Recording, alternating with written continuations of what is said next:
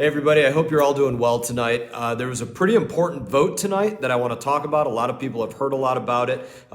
You're not actually going to read about this specific vote, but it was a vote on the debt ceiling or increasing the limit on the debt ceiling. I did not vote yes to increase the limit on the debt ceiling. The reason that I would say it's difficult to actually read about this vote is because Democrats didn't want to even have a specific vote on the debt ceiling by itself because they were so scared to make their members vote on this that they attached it to a different piece of legislation that had nothing to do with it. It was a piece of legislation about rights for nursing mothers that they attached a $480 billion debt ceiling increase to. Something obviously has absolutely nothing to do with it. So that's one of the problems with it right there. There's a number of problems to speak about. And here's a couple of things that I think it's important for people to know when we talk about what Democrats are doing with the debt ceiling. So number one, that number of $480 billion,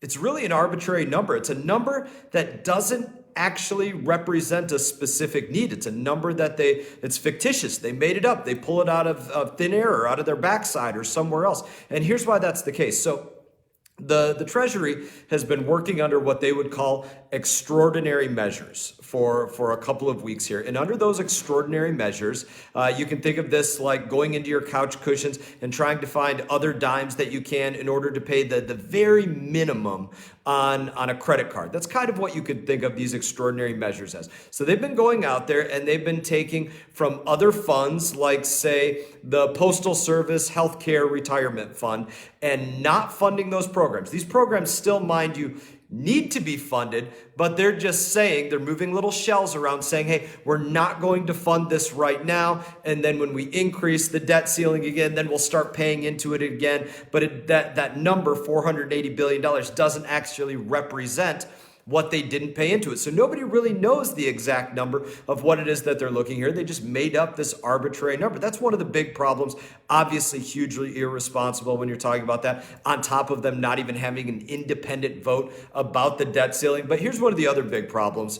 I'm one office out of 435 offices here on the Capitol, and it did not take a great amount of effort at all to find $480 billion of stop payment or clawback that we could have done instead of increasing the debt limit. It actually took a very small amount of effort to do that. If you actually got 435 offices to put in a great amount of effort into finding all of those clawbacks, who knows the amount that you could come up with instead of raising the debt limit. They voted tonight to raise it $480 billion. With two measures alone, we could have cut $480 billion.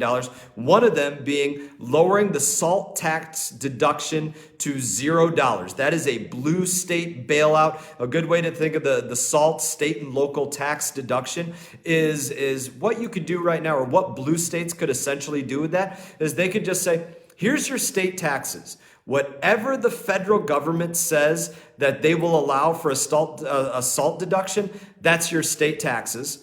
And then they get that totally wiped for them in the blue states, and everybody in the red states bails everybody else out. That's essentially what you can see going on with that SALT tax. So by eliminating the SALT tax or taking the SALT tax deduction down to zero, and then secondly, there was something known as the American Rescue Plan Act that was totally partisan. No Democrats and Republicans on it, just Democrats. It was only them.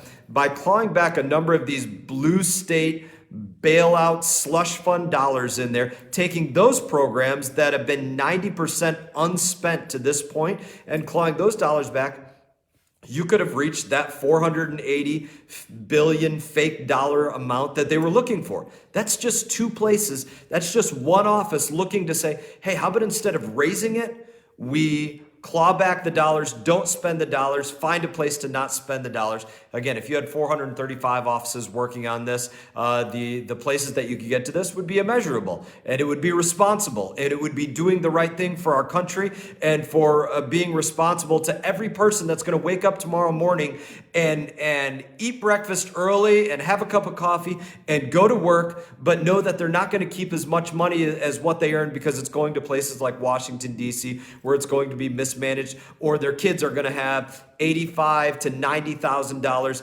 in debt before they ever turn the age of 1 year old, because there's that level of irresponsibility. So that's the debt ceiling vote tonight. Obviously, I'm not happy with having that vote. Like I said, one, because they didn't even do it with a standalone piece of legislation. Number two, because it doesn't even represent a real number that's actually reflects the need to avoid going over that limit. And number three, because you didn't have to increase the debt limit. You didn't have to go out there and raise the credit card limit that's already been maxed out. You could have done something responsible, which would be to stop payment on a number of slush fund programs and to eliminate that, or bring that dollar amount for the state and local tax deduction down to $0. Just two places that you could have done to do that. So that's a little bit on the debt ceiling hike that was voted on this evening. And in that, as always, I do wish you all the best, although the best is not what's happening right now.